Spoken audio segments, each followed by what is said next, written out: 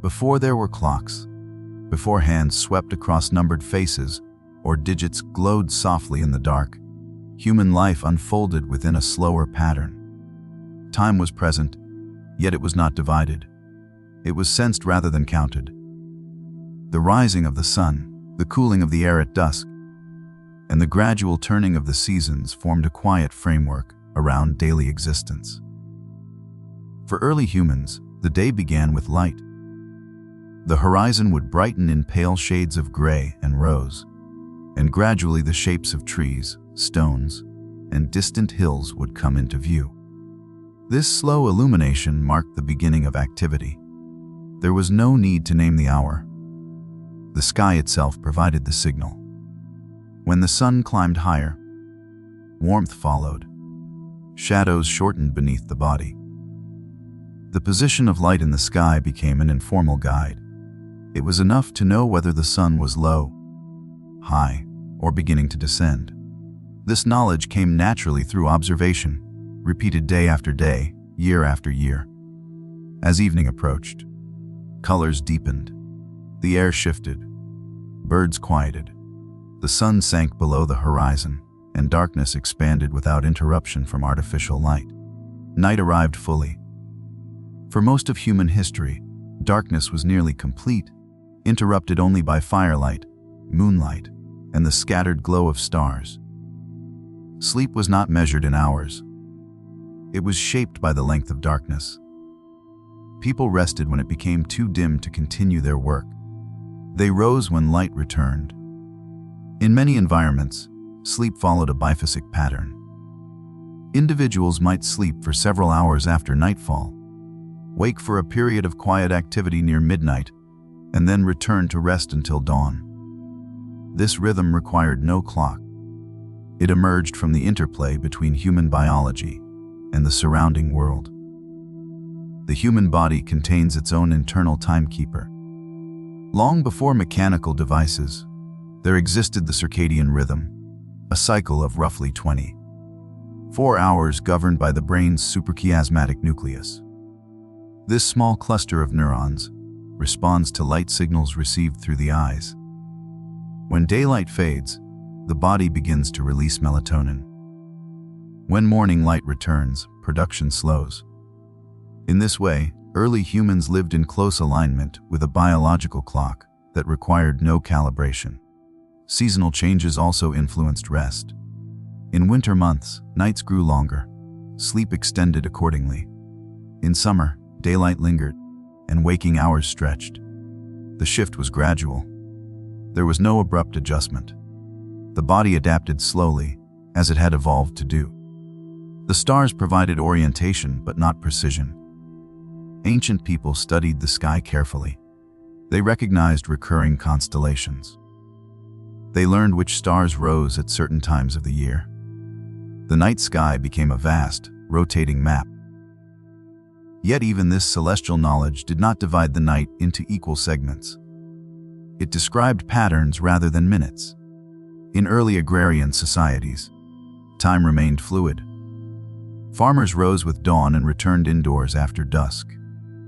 Tasks were completed when conditions allowed. Planting depended on soil temperature and rainfall, not on scheduled hours. Harvest followed the ripening of crops. Work aligned with the rhythms of growth and decay. Firelight extended wakefulness slightly. A hearth could illuminate a small area, creating warmth and a sense of shelter. Still, its reach was limited. Beyond its glow, darkness remained dense. The presence of fire changed evening routines, allowing conversation, tool repair, and storytelling. Yet it did not fragment the night into precise intervals. Without standardized timekeeping, communities developed shared reference points. A meeting might occur when the sun reached a particular height above the horizon. Travel might begin at first light. These markers were approximate, but they were sufficient for coordination in small groups. The absence of precise clocks meant that lateness and punctuality held different meanings. Social life moved at a slower pace. Events unfolded over broad spans of time. There was flexibility built into the structure of the day. Waiting was not experienced as delay, but as part of the natural flow. Across continents, diverse cultures shared this general pattern. In equatorial regions, day and night lengths remained relatively constant throughout the year. Near the poles, extremes of light and darkness shaped unique adaptations. In each environment, sleep responded directly to available light. The moon introduced another layer of rhythm. Its phases affected night brightness. During a full moon, landscapes were visible in soft silver tones. Activity could continue slightly longer. During a new moon, darkness was deeper. Some research suggests that human sleep patterns subtly shift in response to lunar cycles, even today. In earlier times, this influence would have been more pronounced. Time, in this era, was cyclical rather than linear. Days repeated in recognizable patterns. Seasons returned in predictable order. Birth, growth, decline, and renewal formed a continuous sequence. There was no concept of saving time or losing it. Time was not something that could be spent or wasted.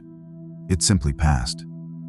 As human settlements grew larger, coordination became more complex. Markets formed. Religious rituals occurred at specific intervals. Still, the primary reference remained the natural world. Sunrise and sunset structured daily worship in many early traditions. The call to gather might coincide with the appearance of a particular star. Gradually, curiosity about regular patterns deepened, observing the consistent arc of the sun across the sky. Some individuals began to notice that shadows changed length in systematic ways. A stick placed upright in the ground cast a shadow that moved steadily from west to east. The length and direction of that shadow could be studied. These observations marked the beginning of intentional time measurement. Yet at first, they did not replace natural rhythms. They complemented them. A shadow could indicate the approach of midday, but it did not divide the day into uniform hours. It served as a visual reminder of progression. In ancient Mesopotamia and Egypt, early forms of shadow clocks appeared. A simple vertical rod, known as a gnomon, allowed observers to track the sun's movement. By marking the ground where the shadow fell at different times, patterns emerged. Over many days, those marks formed a rough schedule of daylight. The development of these early devices reflected a subtle shift in perception. Time was beginning to be externalized. It was no longer solely an internal sensation or an environmental cue. It could be represented physically. A shadow on stone became a sign. Despite this innovation, life remained largely attuned to nature. Even the earliest sundials depended entirely on sunlight. On cloudy days, they offered little guidance. At night, they were silent. Their limitations preserved the primacy of dawn and dusk. Sleep continued to follow darkness. Artificial light was scarce and labor-intensive. Oil lamps required fuel. Torches burned quickly. Most people chose rest over prolonged wakefulness. The night was accepted as a period of reduced activity. In this long pre-clock era, the experience of time had a spacious quality. There were pauses built into daily life. There were stretches of unmeasured quiet. The body's signals carried authority. Hunger suggested eating. Fatigue suggested rest. Light suggested movement. This fluid relationship with time shaped language and thought. Words for morning and evening were often more common than precise numerical designations. Cultural memory was organized around seasons, harvests, and reigns of rulers rather than exact dates. Archaeological evidence indicates that some prehistoric structures may have aligned with solstices or equinoxes. Sites such as stone circles and passage tombs were oriented toward specific points on the horizon, where the sun rose or set during key moments of the year. These alignments suggest a deep attentiveness to celestial cycles. Yet even here, The focus was on large-scale transitions rather than hourly divisions. As centuries passed, awareness of regularity increased. The sun rose each day. The moon waxed and waned. The stars rotated predictably across the night sky. Humans began to trust these cycles as stable references. They offered continuity in a world that could otherwise feel uncertain. Still, the idea of measuring sleep in hours would have seemed unfamiliar. Rest was not scheduled. It was experienced. A person might wake briefly in the night, sit by the fading embers of a fire, and return to sleep without concern for how much time had passed. There was no need to calculate. In many traditional societies, communal life softened the boundaries of individual schedules. Families slept in shared spaces. The sounds of breathing, shifting, and occasional speech formed a collective rhythm. Night was not an isolated interval, but a shared one. Even in early cities, before mechanical clocks, the pace remained gradual. Markets opened with daylight. City gates closed after sunset. Guards kept watch through the night, often marking intervals with simple methods, such as reciting prayers or observing star positions. These divisions were approximate, serving practical rather than precise needs. The human relationship with time during this period can be described as embedded. Time was not an abstract grid laid over life. It was woven into the environment. To know the time was to look outward, to notice light, temperature, and sound.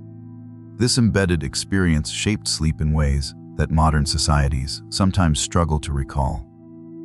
Without late, night illumination, circadian rhythms remained strong.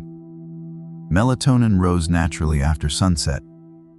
Sleep tended to begin earlier, though patterns varied with culture and climate. There were no alarms ringing sharply in the dark. Awakening was gradual. As dawn light filtered into dwellings, the body responded. Cortisol levels increased. Birds began to call. These subtle signals combined to draw individuals back into wakefulness. In reflecting on this early era, it becomes clear that the absence of clocks did not mean the absence of time.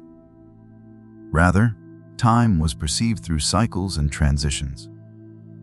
It was sensed in temperature shifts, in the angle of sunlight, in the flowering of plants and migration of animals. The invention of clocks would eventually transform this relationship. It would divide the day into equal segments, independent of season or weather. It would make time portable, transferable, and enforceable. Yet before that transformation, humanity rested in a more fluid alignment with the turning earth. In the quiet darkness of ancient nights, beneath expansive skies unaltered by artificial glow, sleep followed light, as naturally as breath follows breath. The story of clocks begins here, in this unmeasured world, where time was vast, continuous, and softly held within the rhythms of nature. As human settlements became more stable, attention to the sky grew more deliberate. The sun no longer marked only the beginning and end of activity. Its steady movement across the horizon invited closer study. In river valleys such as those of ancient Egypt and Mesopotamia, observation slowly turned into design. In ancient Egypt, a simple device emerged from careful watching. A vertical stick placed in the ground cast a shadow that moved in a predictable arc. This stick, known today as a gnomon, did not create time. It revealed it.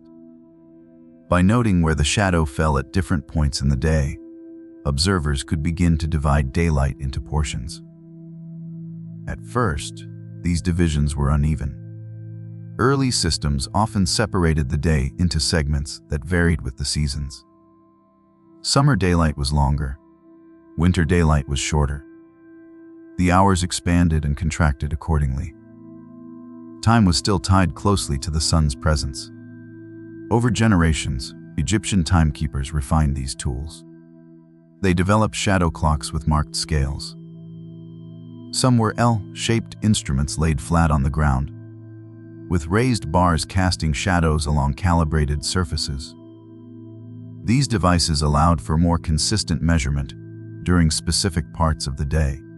Around the 2nd millennium BCE, Egyptian priests began dividing daylight into 12 parts. Night was also divided into 12 parts, though these were measured differently, often by observing specific stars rising at regular intervals. The concept of 24 hours slowly formed, though each hour remained unequal in length, depending on the season. In Mesopotamia, similar processes unfolded. The civilizations of Sumer and later Babylon studied the sky with care. Their mathematical system, based on the number 60, would influence the later division of hours into 60 minutes and minutes into 60 seconds. Yet at this early stage, their concern was not precision as understood today. It was order. Sundials appeared in various forms. Some were simple vertical rods.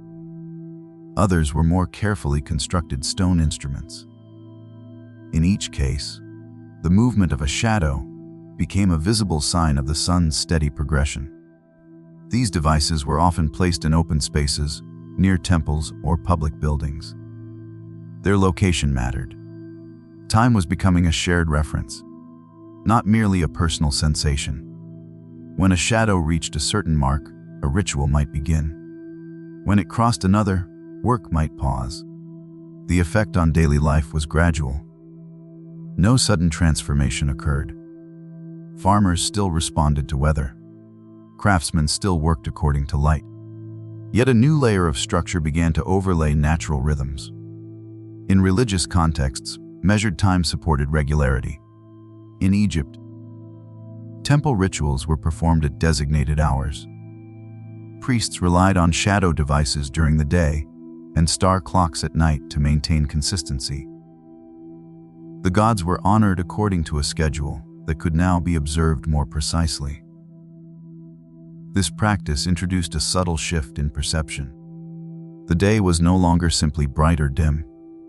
It was divided into named intervals. Each segment held a place within a larger sequence. Still, the technology had limits.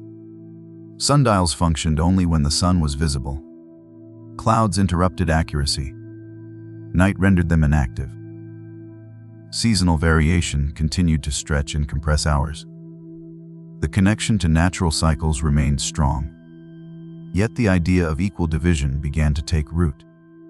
If daylight could be portioned into 12 segments, then those segments could be counted. Counting created comparison. 1 hour could be distinguished from another, even if their actual lengths changed with the seasons. This counting slowly influenced labor. In administrative centers, scribes recorded transactions. Officials coordinated construction projects. The ability to mark parts of the day allowed for more detailed planning. Work could begin at the 3rd hour of daylight rather than simply after sunrise. Sleep, in response, began to feel more bounded. As daylight hours were measured, nighttime became the remaining portion. Darkness was no longer an undifferentiated expanse. It was the interval outside the counted day. However, most people still experience sleep in alignment with light. Artificial illumination remained limited. Oil lamps provided modest glow, but required steady supplies of fuel. For many households, extending wakefulness deep into the night was impractical. The measured day did not immediately disrupt biological rhythms. Instead, it introduced expectation. If work was to resume at a particular marked hour after sunrise, waking became more purposeful. Dawn still signaled rising, but now it also prepared the body for scheduled activity. In Mesopotamia, astronomer, priests tracked celestial movements with increasing detail. They recorded star positions and lunar phases. Their interest lay partly in predicting agricultural cycles and religious festivals. The sky became a vast calendar, organized through observation. These early astronomers also influenced timekeeping. By noting the regular appearance of certain stars before sunrise, They could approximate nighttime intervals.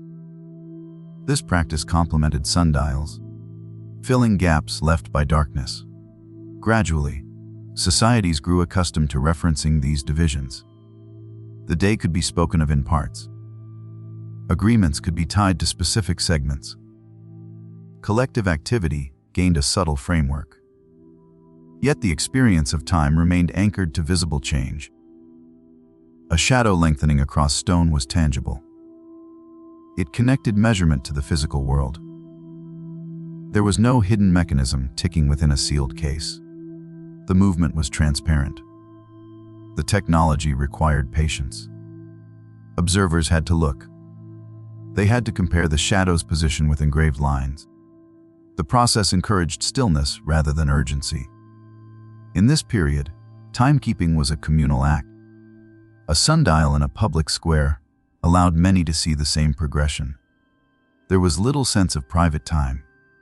The day unfolded together. The seasonal inequality of hours also preserved flexibility. A winter hour might be shorter than a summer one. This variation reminded people that time was not entirely abstract. It expanded and contracted with the sun's path. As generations passed, knowledge accumulated. Geometry improved the accuracy of sundials. Angles were calculated more carefully. Surfaces were aligned with the Earth's axis to maintain consistency throughout the year. Such refinements took centuries. Through these quiet innovations, a boundary slowly formed between natural rhythm and human schedule. The sun still governed the device, yet the device interpreted the sun. Measurement stood between observation and action. Sleep, too, began to be considered within this framework. If daylight contained 12 hours, then night contained 12 more.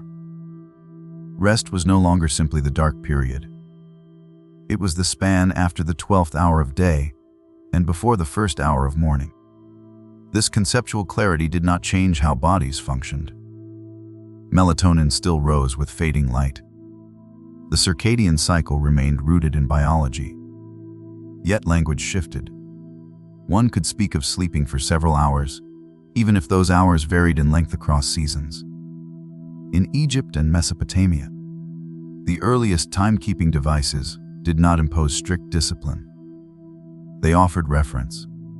They suggested order.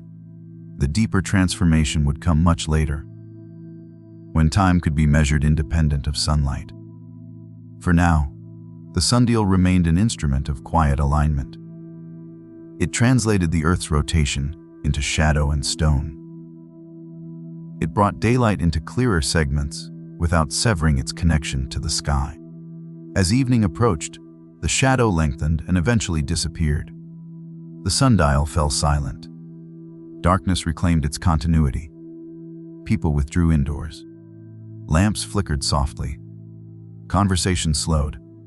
The measured day ended where it always had, at sunset. Sleep followed in its familiar rhythm. In this gentle shift from unmeasured daylight to divided hours, humanity took an early step toward structured time. The change was subtle. It unfolded over centuries.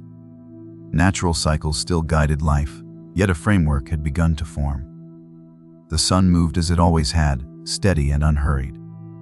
Beneath it, shadows traced their patient arcs across carved surfaces. And slowly, without urgency, the idea of the hour settled into human thought. As societies grew more complex, the limits of the sundial became more apparent. It worked only under clear skies. It could not follow the sun below the horizon. When clouds gathered or night fell, its surface offered no guidance. The desire to measure time in darkness did not arise from impatience. It came from practical needs. Courts required limits for speeches. Guards needed to divide night watches. Religious communities observed prayers at specific intervals after sunset. In each case, a method was needed that did not depend on light from the sky. One of the earliest solutions was the water clock, known in Greek as the clepsydra. The principle was simple. Water flows at a steady rate when conditions are controlled. if a vessel is filled and allowed to drain through a small opening. The falling water level can mark the passage of time. In ancient Mesopotamia and Egypt, early forms of water clocks appeared by the 2nd millennium BCE. Some were simple bowls with small holes near the base. As water escaped, the level dropped. Markings inside the vessel indicated divisions. In Egypt, more elaborate water clocks were developed during the New Kingdom. These were often made of stone, shaped like inverted cones, with interior scales carefully carved to reflect seasonal variation in hour length. Because hours were still unequal across the year, the markings adjusted for longer summer days and shorter winter ones. The water clock did not glow. It did not announce itself. It required quiet attention. Someone had to watch the water level. When it reached a certain line, an interval had passed. In ancient Greece, water clocks became common in civic life. In Athens, speakers in law courts were allotted specific amounts of time to present arguments. A clepsydra regulated their speeches. When the water ran out, the speech ended.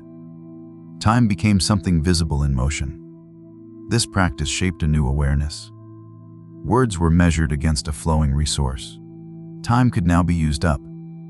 The Romans adopted and refined water clocks.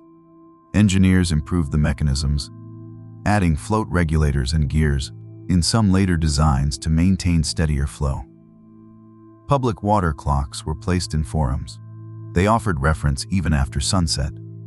In China, independent developments led to increasingly sophisticated water-driven devices. By the Han Dynasty, around the 1st century BCE, complex clepsydrae were constructed with multiple tanks to stabilize pressure and maintain consistent flow. Later, during the Tang and Song dynasties, water-powered astronomical clocks incorporated mechanical components and rotating celestial displays. These Chinese devices did not only measure time, they modeled the movement of heavenly bodies. They reflected a worldview in which earthly time and cosmic order were linked. In the Islamic world, scholars and engineers preserved and expanded upon earlier knowledge. Between the 8th and 13th centuries, inventors such as Al-Jazari described intricate water clocks with automata and visual indicators. These devices combined practical measurement with artistic design. They marked hours through flowing water, moving figures, or dropping weights. Across these regions, the essential achievement was the same. Time could now be counted in darkness. Candle clocks provided another method. In both Europe and East Asia, candles were marked at regular intervals along their length. As the wax burned down, the markings indicated elapsed time. Some versions included small metal balls embedded in the wax, which fell onto metal trays at certain points, producing a soft sound.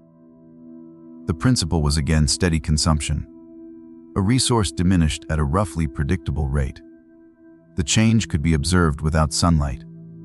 Incense clocks, developed in China and later used in Japan, followed a similar idea. Measured trails of incense burned at controlled speeds. The fragrance marked passing hours. In some designs, strings connected to small weights would burn through and release a gentle chime. Each of these devices shared limitations. Temperature, humidity, and material quality affected accuracy. Water flow could vary. Candles burned unevenly. Incense might be disturbed by air currents. Yet perfection was not the aim. Consistency within acceptable bounds was enough. The ability to divide the night altered perception. Previously, darkness had been continuous. Now it contained segments. A guard might be assigned to the second watch. A monastery might pray at the 3rd hour after sunset. In medieval Europe, monastic communities organized prayer through canonical hours. Matins, lauds, vespers, and other services occurred at designated times, some deep in the night. Water clocks or later mechanical devices helped maintain these schedules. Sleep was structured around devotional intervals. This did not eliminate natural rhythms. Monks still felt fatigue according to biology. Yet they learned to rise when the measured hour arrived. Night became organized. In urban settings, watchmen divided darkness into shifts. Bells might be rung at intervals. These signals relied increasingly on measured devices, rather than estimation by stars alone. The experience of sleeplessness also changed. Before timekeeping in darkness, a person awake at night had little sense of duration. Wakefulness might feel brief or extended, but it lacked numeric definition. With water or candle clocks, an individual could know that 2 hours had passed since midnight. This knowledge shaped thought. Rest could be calculated. A short sleep might be described in units. The night gained structure. Still, these devices required tending. Water had to be replenished. Candles had to be replaced. Someone remained responsible for observation. Timekeeping was active work. The spread of such tools was gradual. Rural populations often continued to rely on natural cues. In cities and scholarly centers, measured night hours became more common. Importantly, hours remained unequal in many regions until later reforms standardized them. Seasonal variation persisted.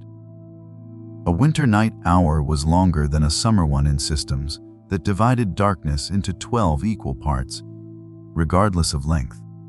The awareness of counted night did not immediately disrupt the body's cycles. People still slept according to darkness and light. Yet a quiet shift had begun. The night was no longer beyond measurement. In quartz temples and observatories, water continued to drip steadily. Flames shortened slowly. Incense lines glowed and faded.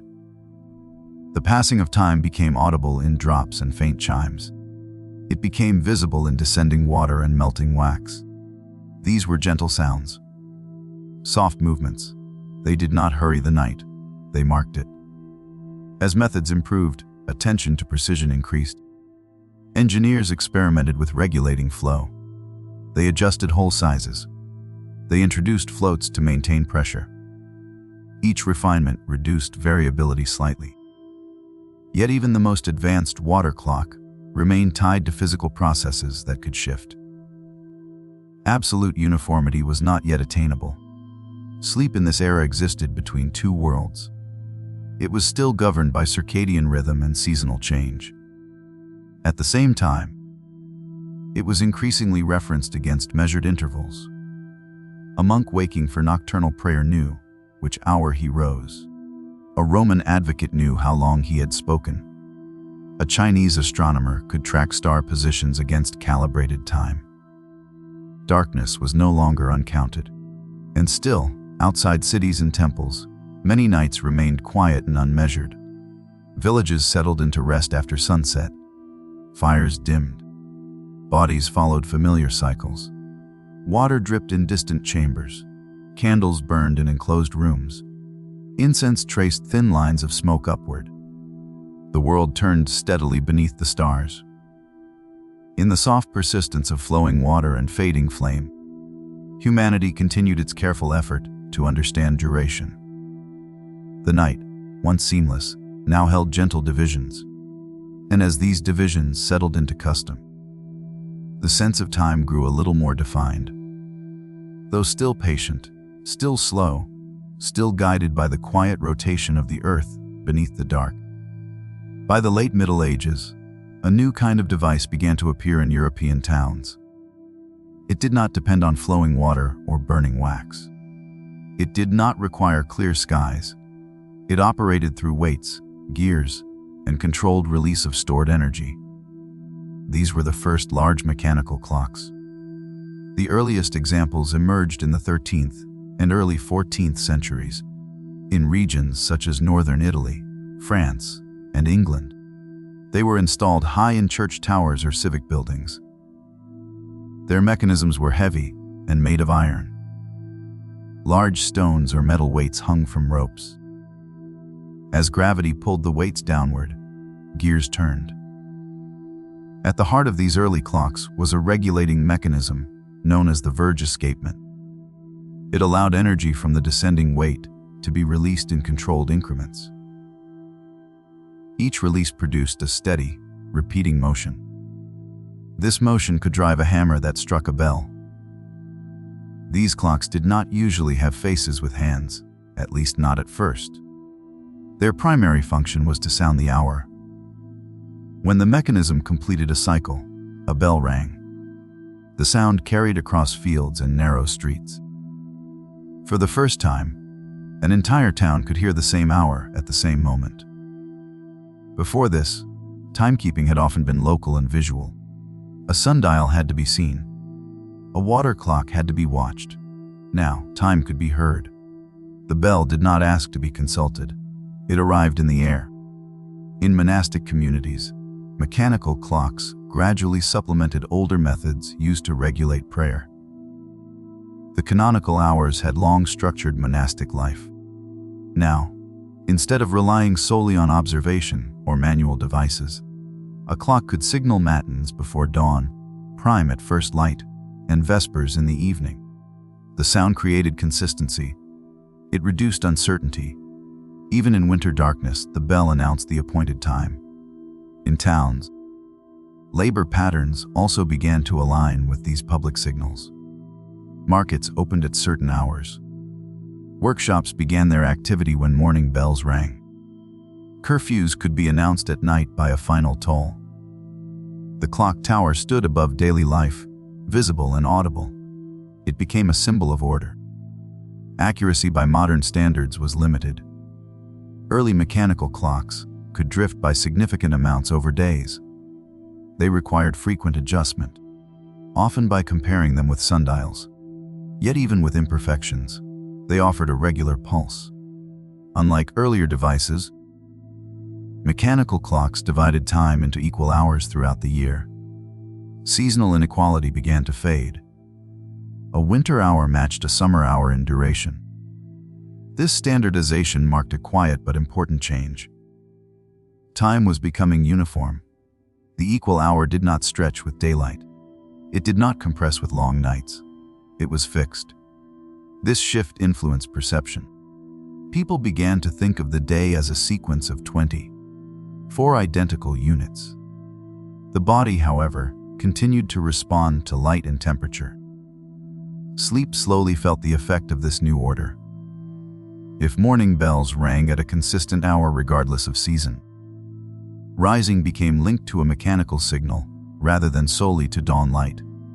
In winter months, this could mean waking before sunrise. In summer, it might mean rising after the sky had already brightened.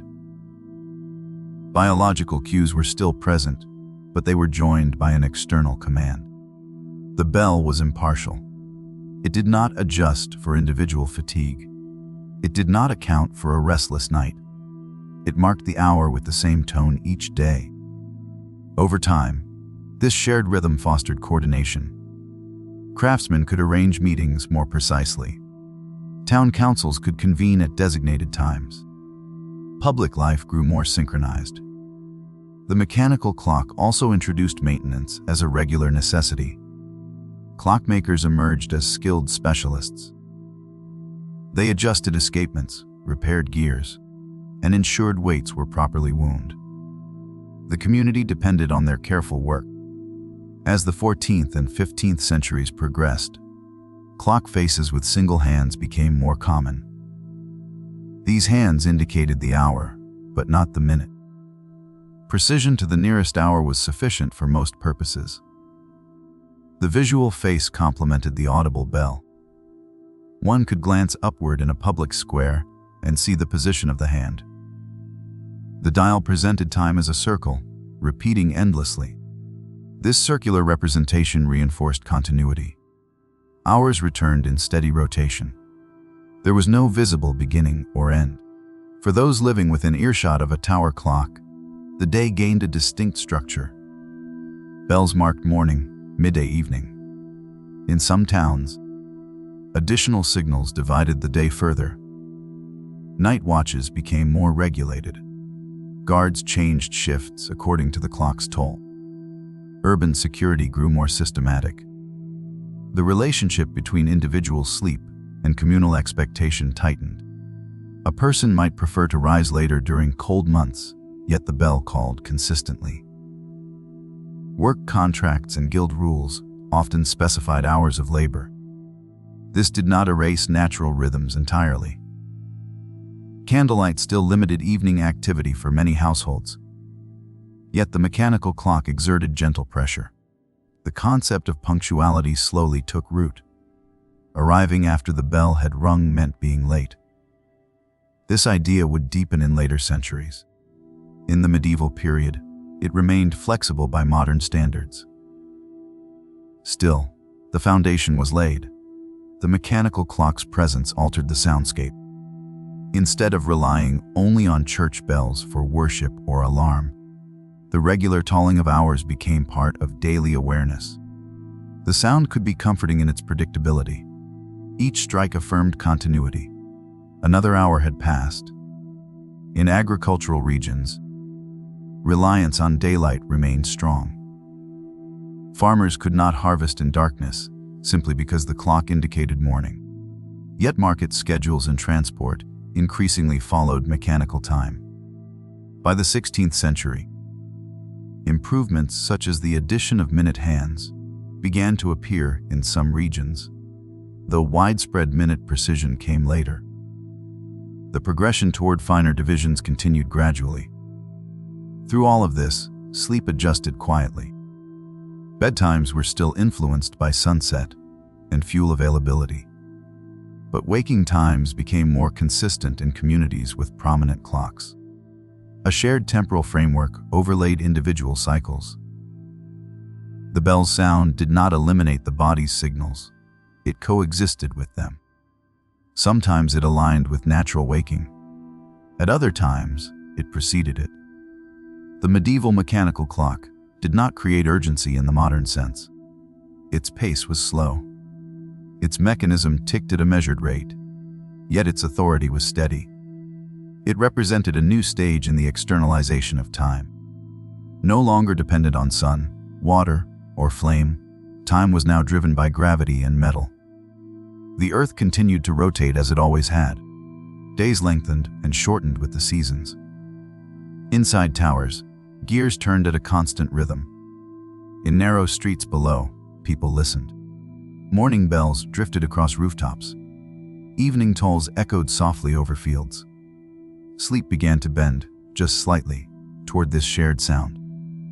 And as the centuries moved forward, the quiet turning of iron gears carried towns into a more unified sense of hour-by-hour existence, steady and unadorned, like the slow descent of a weight within a darkened tower. As mechanical clocks matured, their forms began to change. The first tower clocks were large, heavy, and fixed in place. They belonged to towns, churches, and civic authorities. Over time, the same principles of gears and regulated motion were gradually reduced in size. This reduction took patience and skill. Metal had to be shaped more precisely. Parts had to fit closely. Friction had to be managed. The goal was not only to keep time, but to do so in a smaller space. By the 15th century in Europe, some clocks were being made as domestic objects. They sat on tables or were mounted on walls. They still relied on weights in many cases. They were often expensive. They belonged to wealthy households and institutions. Then, in the early 16th century, portable timepieces began to appear. A key change made portability possible. The hanging weight was replaced by a mainspring. The mainspring stored energy when wound and released it slowly to drive the gear train. Springs introduced new difficulties. A spring does not deliver force evenly as it unwinds. Early makers used devices such as the fusee, a conical pulley with a chain, to even out torque. These solutions were clever, though still imperfect. Early portable clocks were often worn as pendants or carried as small objects. Many were made in German-speaking regions, including Nuremberg, a center of metalworking. A common early form was the rounded drum watch, sometimes associated with Peter Henlein, though the details of individual invention are not always clear in surviving records. These early watches did not keep accurate time by modern standards. They could lose or gain significant minutes in a day. Many had only an hour hand, or even no hand at all, relying on the position of a dial relative to a marker. Their value was partly symbolic. They represented mastery over time in miniature. Still, a change had begun. Time was no longer only overhead. Heard from a tower, it could be carried. During the 17th century, accuracy improved. A major development was the use of the pendulum in clocks. In 1656, Christian Huygens applied the pendulum to clock regulation, building on earlier insights about pendulum motion. Pendulum clocks were much more accurate than verge escapement clocks. They could keep time within seconds per day under good conditions. Pendulums did not travel well. They belonged to stable rooms and steady surfaces. Yet improvements in clockmaking influenced watchmaking too. Better gear cutting, better understanding of oscillators, and better materials all contributed. For portable timepieces, another critical innovation arrived in the balance spring, also called the hairspring. In the later 17th century, Huygens and Robert Hooke both contributed to the development of this idea. A coiled spring attached to a balance wheel made its oscillations more regular. This greatly improved the ability of watches to keep time. With these advances, the personal watch became more than an ornament. It became an instrument. In the 18th century, watchmaking grew into a mature craft. Centers such as London, Paris, and Geneva produced skilled artisans. Escapements improved. The lever escapement, which became common later, offered better efficiency and durability. Jewels were used as bearings to reduce friction. Cases became stronger. Dials became clearer. Timekeeping began to enter ordinary life, though still unevenly. A watch remained costly for many people. Yet the presence of personal time spread slowly, carried by merchants, sailors, professionals, and eventually skilled workers. At the same time, cities continued to refine public time. Clock faces grew larger. Bells were joined by visible hands. In some places, multiple clocks in a region began to be set more consistently. In the early modern period, the idea of being on time gained importance. Meetings could be planned more precisely. Coaches and ships departed on schedules, though still subject to weather and road conditions. Commerce benefited from shared expectations. In navigation, accurate time became especially valuable. Determining longitude at sea requires knowing the difference between local time and a reference time. This problem drove major efforts in the 18th century. John Harrison's marine chronometers, developed over decades, demonstrated that portable timekeeping could be accurate enough for long voyages. This achievement was technical and practical. It also reinforced the importance of consistent time outside a fixed place. A clock could now be trusted to carry reference time across oceans. As the 19th century approached, portable timepieces became more available. Industrial methods of production began to supplement individual craftsmanship. In the United States, companies such as Waltham and later others used standardized parts and factory systems to produce watches in larger numbers. In Switzerland, watchmaking combined cottage industry methods with increasing mechanization. A watch moved from being rare to being attainable for a wider portion of society. It could live in a pocket. It could be worn on a chain.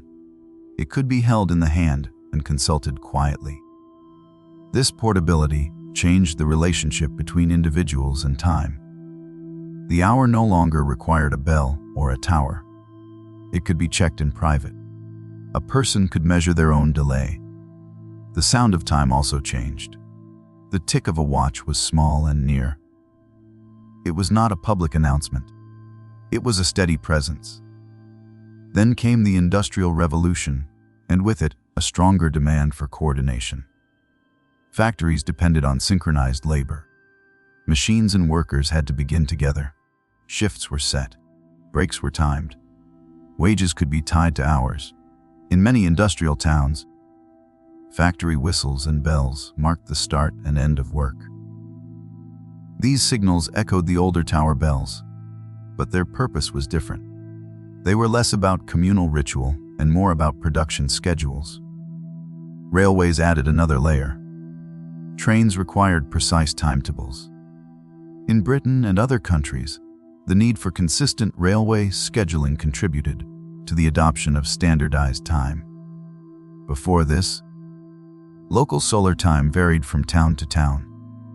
With rail travel, these small differences became inconvenient and sometimes unsafe. Over the 19th century, time zones and standard time spread. In 1884, an international conference in Washington, D.C., agreed on a prime meridian and a system that supported global standardization, though adoption by different countries occurred over time. The broader trend was clear. Local time yielded to coordinated time. This standardization strengthened punctuality. When a whistle blew at 6, it meant 6 by the standard clock, not merely early morning. When a train departed at 10:15, minutes mattered. For working people, this shift could compress sleep. Early factory hours required waking in darkness, especially in winter. The body's preference for dawn light became less relevant than the schedule posted at the mill gate. Evening life also changed. Gas lighting spread in cities during the 19th century, followed later by electric lighting. Streets and homes could remain bright well after sunset. This extended wakefulness. It weakened the older connection between darkness and rest. Sleep became squeezed between fixed start times and extended evenings. The measured night was no longer only for watches and monks. It was for workers who had to rise at a set hour, whether or not their bodies felt ready. Personal timepieces made this pressure more intimate. A watch could be placed on a bedside table. It could be checked in the middle of the night. Wakefulness could be counted minute by minute. This counting altered the texture of insomnia. When time is visible, wakefulness can feel sharper. A person might notice that only 3 hours remain before rising. The thought is quiet, but it can shape rest. The ticking sound itself became familiar. In small rooms, it could be heard clearly. Some found it comforting. Others found it persistent. Either way, it was a sign that time continued even in stillness. Clocks also entered domestic routines. Meals were served at set times. Children were called to bed at a particular hour. Shops opened and closed according to posted schedules. In many places, the day became more regular and less responsive to shifting seasons. Yet biological rhythms did not disappear. The circadian system remained. Light still influenced hormones and alertness. The body still leaned toward sleep in darkness, but the external framework grew stronger. In this period, the clock became a quiet companion. It sat on mantels. It hung on walls. It waited in pockets. It traveled in bags. It became part of how people thought about themselves and others. Time was now personal, portable, and increasingly exact. In the evening, when work was done, a person could wind a watch. The act was small and careful. The spring tightened. The mechanism resumed its steady motion. Beside a bed, the watch might rest face up, hands pale in low light. The room might be dim, the air cooling. Outside, a distant factory whistle might sound for a late shift, or a train might pass in the distance, keeping to its timetable. Inside, the clock continued, soft and steady. Sleep still arrived as it always had, through biology and fatigue. But it arrived within narrower boundaries. The morning was no longer only dawn. It was the scheduled hour. And as the night deepened, the ticking remained, even, unhurried. Like a small mechanical heartbeat in the dark, marking the passing of minutes with no change in tone. As the light of the day gradually faded from memory, as clocks became common in homes and workplaces, another change followed quietly. Time was no longer only something to observe. It became something that could call, insist, and interrupt. This change took shape in the 19th century, when alarm clocks moved from rare curiosities to practical tools. There had been earlier forms of alarms. In ancient Greece, some water clocks were adapted to signal a moment with sound, using a whistle created by air pressure or by dropping stones into a vessel. These devices were not widespread household objects. They were used in specific settings. In the early modern period, some mechanical clocks could be fitted with striking mechanisms that rang at set times. These were often expensive and delicate. They belonged to those who could afford complex craftsmanship. The 19th century brought a different environment. Industrial work schedules tightened. Railways expanded. Urban life became more coordinated. A reliable method of waking at a specific hour became increasingly useful. At the same time, clockmaking was becoming more standardized and less costly. Factories produced parts in larger quantities. Clocks could be bought by people who previously would not have owned them. In the United States, one of the early mass-produced alarm clocks was created in the mid-19th century. Levi Hutchins in 1787 had made an early alarm device, though it rang only at one fixed time, around 4 in the morning. It was a personal solution rather than a commercial product.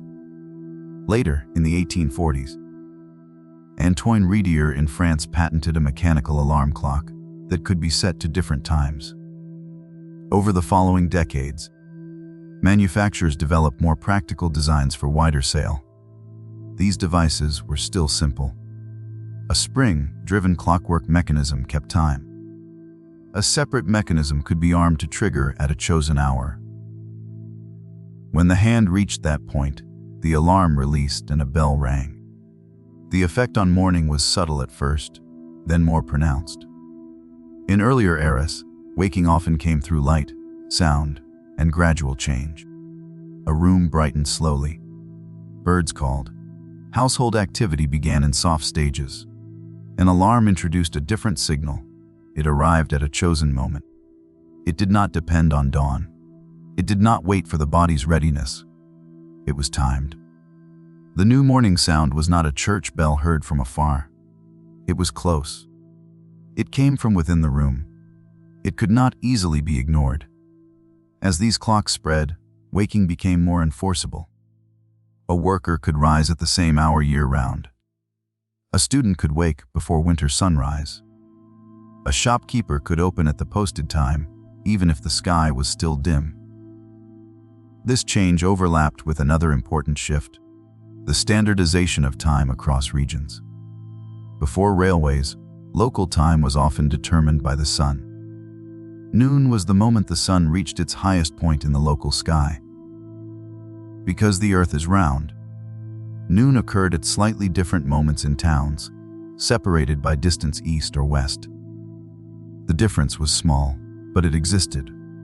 In a world of slower travel, local differences rarely mattered. A person riding by horse could accept that another town's clocks were slightly off. Daily life was local. Coordination was limited. Railways changed this. Trains moved quickly enough that timetables required clarity. If every station used its own solar time, schedules became confusing. Transfers became harder. Risk increased, especially as rail traffic grew. In Britain, railway companies began adopting a single reference time during the 1840s, based on Greenwich Mean Time. This practice became known as railway time. Over time, it spread beyond the railways. Public clocks were adjusted. Cities aligned their schedules. In 1880, GMT was legally established as the standard time across Great Britain. Other regions followed similar paths. In North America, railways helped drive a broad agreement. On November 18, 1883, many railroads adopted a system of standard time zones, often referred to as the Day of Two Noons, because clocks were reset in many places. The following year, in 1884, an International Meridian Conference in Washington, D.C., established the prime meridian at Greenwich and supported the framework of global time coordination. Though the adoption of time zones by nations unfolded gradually, this standardization made time feel larger than local sun position. Time became something shared across long distances. It became something that could be printed in newspapers and trusted. For sleep, the result was indirect but persistent. When the schedule of a city aligned with a national standard, work and schooling grew more uniform. Start times hardened. The expectation of punctuality increased. In earlier times, a person might begin work when there was enough light. Now, work began at 7 or 6 or 5:30 by the clock. The alarm clock fit naturally into this system. It became a domestic counterpart to the factory whistle. It ensured that an individual could meet the external schedule.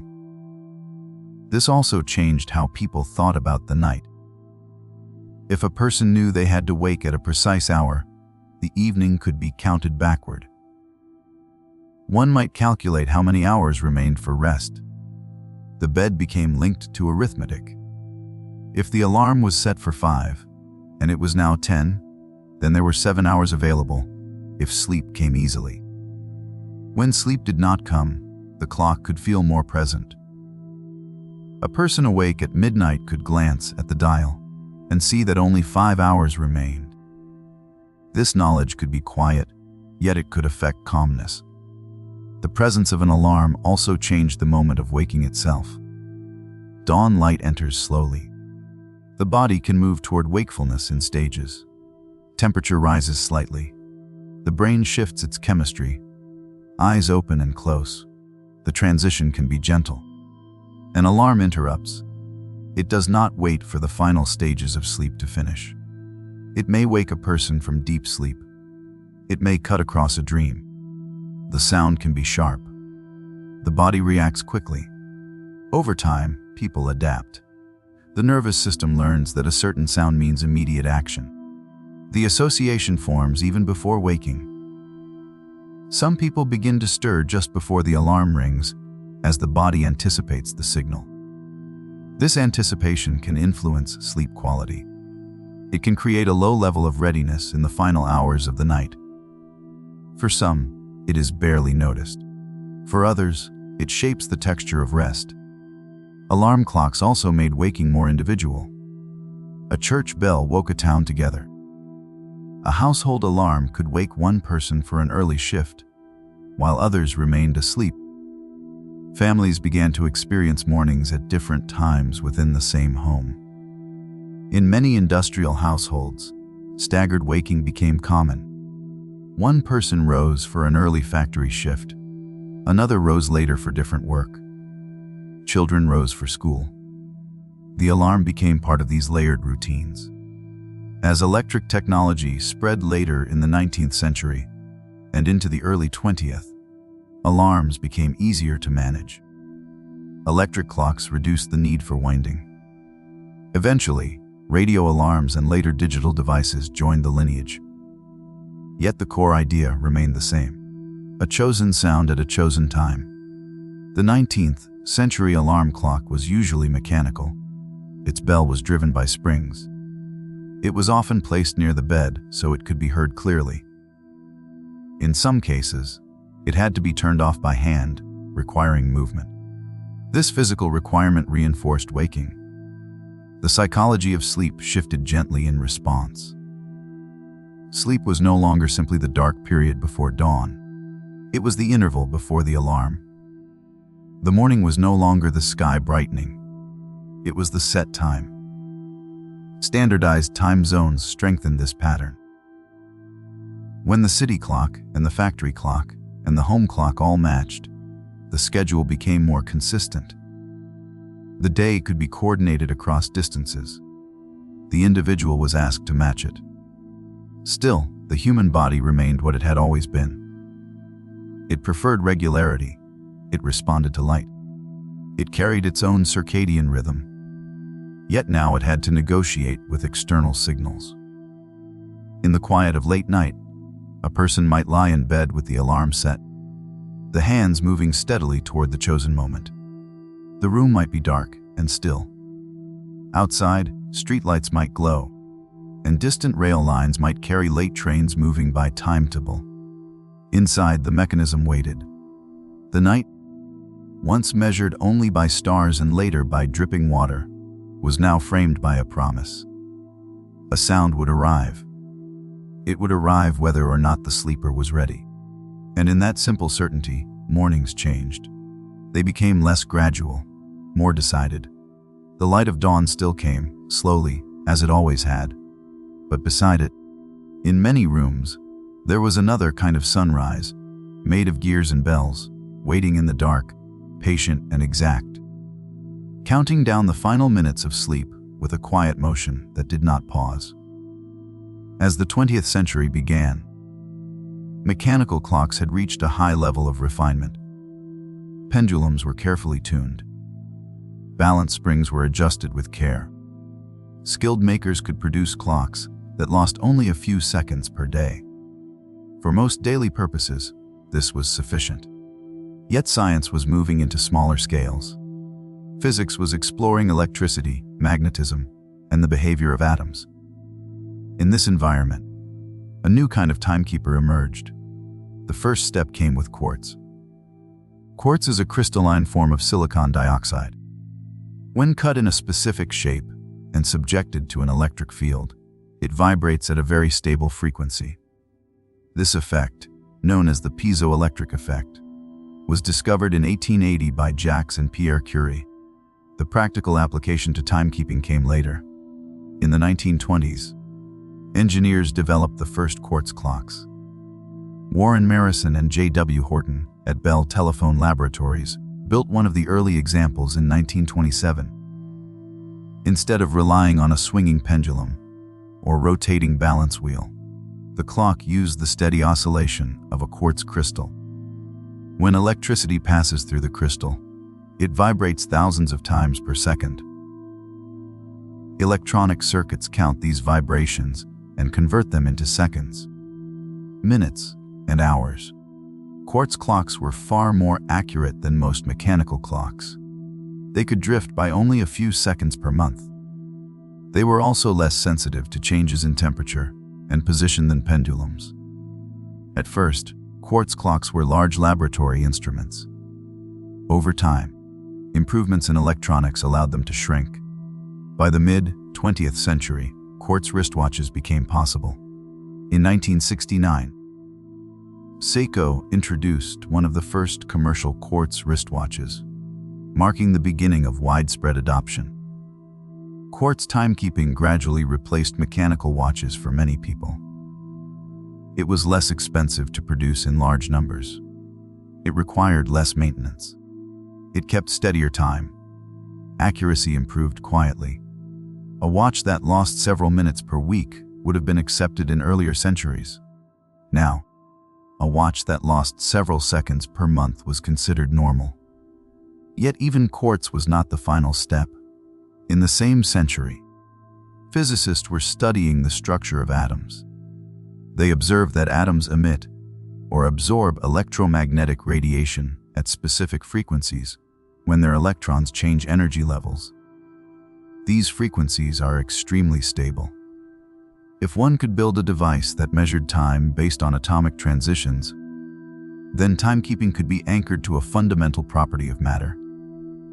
In 1949, the first experimental atomic clock was built at the U.S.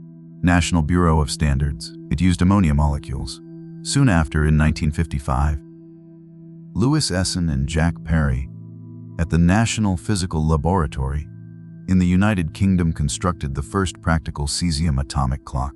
Cesium-133 atoms have a specific frequency associated with a transition between two energy states. This frequency is 9,192,631,770 cycles per second. In 1967, the General Conference on Weights and Measures defined the second in terms of this atomic property. 1 second became the duration of 9,192,631,770 periods of radiation corresponding to the transition in cesium-133. Time was no longer defined by the rotation of the Earth. It was defined by the behavior of atoms. This definition brought remarkable stability. Modern atomic clocks can remain accurate to within a second over millions of years.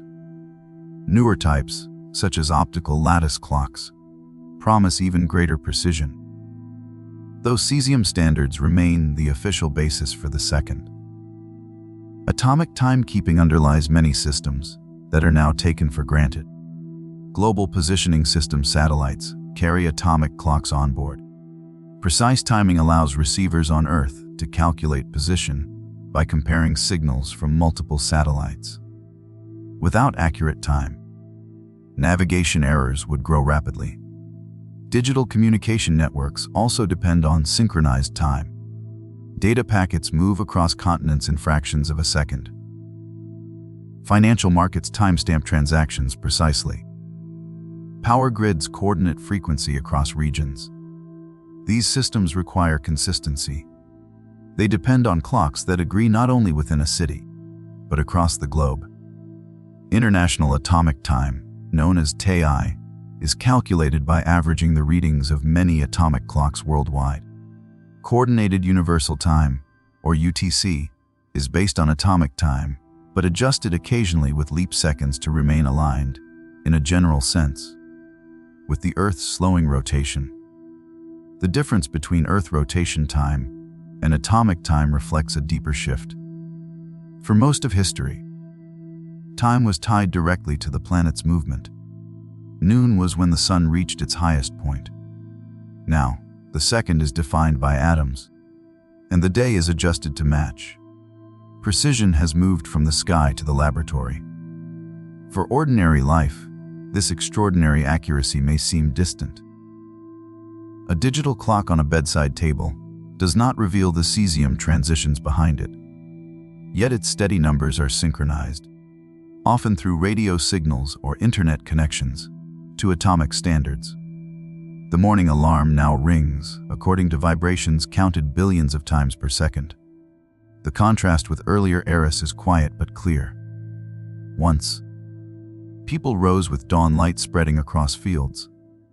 Later, they rose with bells rung by gravity-driven gears, then with springs and balance wheels, now with oscillating crystals and atomic resonance. Accuracy has increased at each stage, yet the human body has not changed its fundamental rhythm.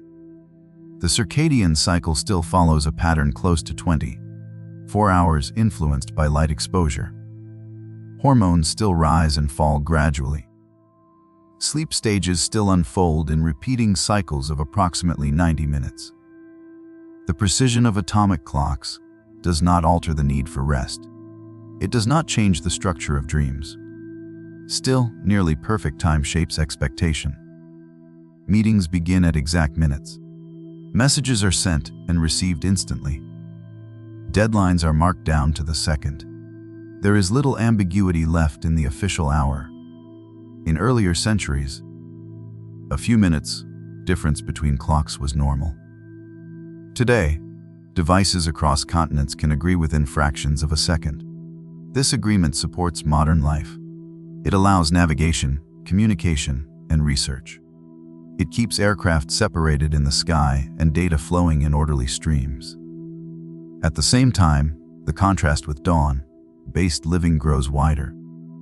In a world guided by sunlight alone, time softened at the edges. Morning came when it came. Noon drifted slightly with the seasons. Night was deep and unmeasured. Now, time is continuous and exact, even in darkness. A smartphone screen can display the precise second at any hour of night. If a person wakes at 3:17 a.m., that number is certain. The nearly perfect measurement of time does not necessarily make experience more spacious. It can make it more defined. Yet beneath this precision, the Earth still turns at its ancient pace. The planet rotates once in roughly 24 hours. The sun still rises gradually. Light still filters through curtains. Atomic clocks do not change the color of dawn. In laboratories, cesium atoms shift between energy states, counted carefully by instruments. In bedrooms, digital numerals glow softly. Outside, the sky lightens slowly. As it always has, the distance between atomic precision and biological rhythm is wide in concept, yet quiet in daily life. The second is exact. The morning is still gentle. And as night moves toward day, the most accurate clocks ever built continue their silent counting, steady and unseen. While human breath slows and deepens in sleep, following patterns far older than any device, beneath a time standard so precise it barely needs correction, even as the world outside remains calm and turning. In the present day, time is rarely out of reach. It rests on bedside tables. It glows from phone screens. It vibrates softly on wrists. It waits in small devices that are checked many times each day. The clock is no longer a single object. It is embedded in networks. It is carried in pockets. It is synchronized automatically with atomic standards through radio signals and internet servers. A smartphone connects, often without notice, to time servers that trace their accuracy back to coordinated universal time. The digits displayed on the screen represent an agreement maintained by laboratories across the world. The second is still defined by cesium. Yet in daily life, that definition is hidden behind glass. Beside many pillows, a small rectangle of light rests through the night. It may display the hour in bright numerals. It may dim automatically in darkness. It may wake its owner with sound, music, or vibration. Some people place the device face down. Others leave it visible. The time readable at a glance. In addition to marking hours, these devices now monitor sleep itself. Wearable trackers measure motion through accelerometers. They estimate sleep stages by detecting patterns of movement and, in some cases, heart rate variability. More advanced devices may also track skin temperature or blood oxygen levels. Algorithms analyze these signals and classify periods as light sleep, deep sleep, or rapid eye movement sleep. The classifications are approximations. They do not replace clinical sleep studies conducted with electroencephalography, which measures brain waves directly.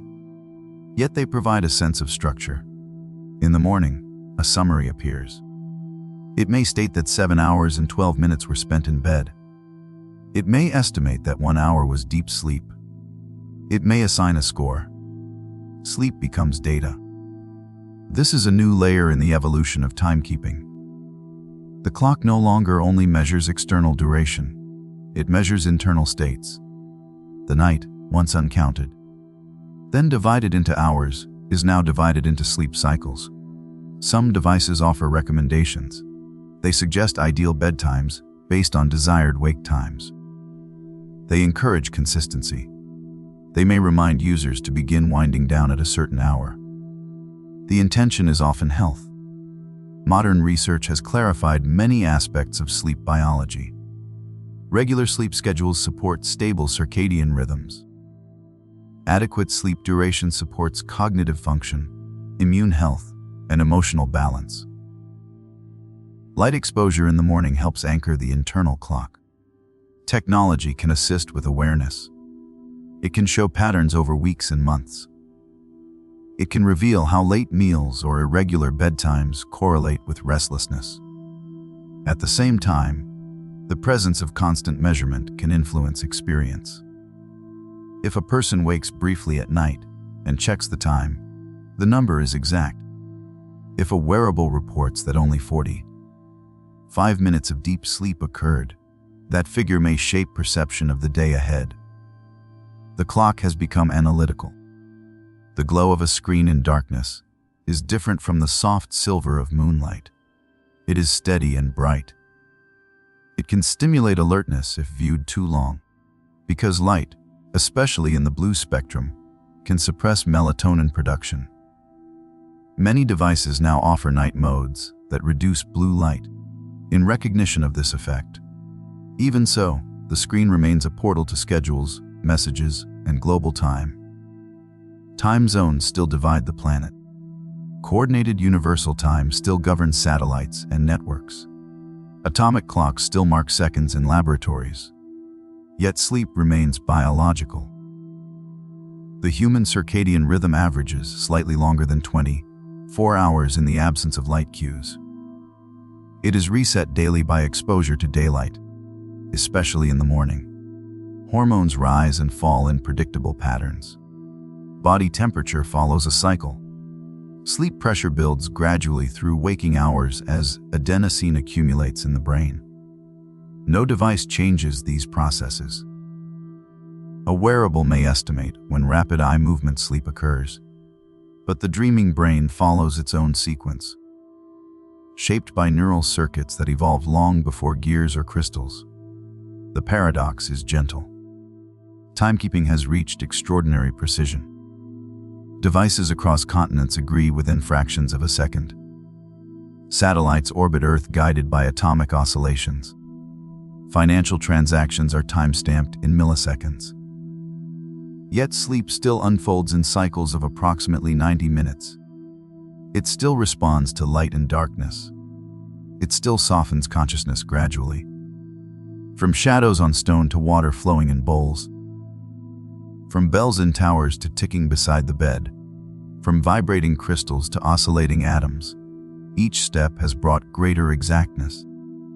Each step has also drawn time closer to the body. The tower bell marked the town. The pocket watch marked the individual.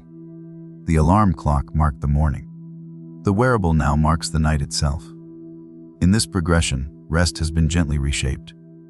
It has been scheduled, enforced, counted, and analyzed. And still, beneath the numbers, the ancient rhythm remains. Dawn continues to brighten the sky slowly.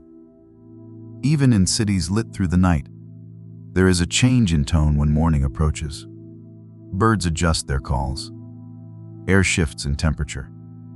Light touches surfaces with a softness that no digital display can reproduce. It is possible to live by atomic time and still notice this gradual change. The evolution of clocks has not erased the turning of the Earth.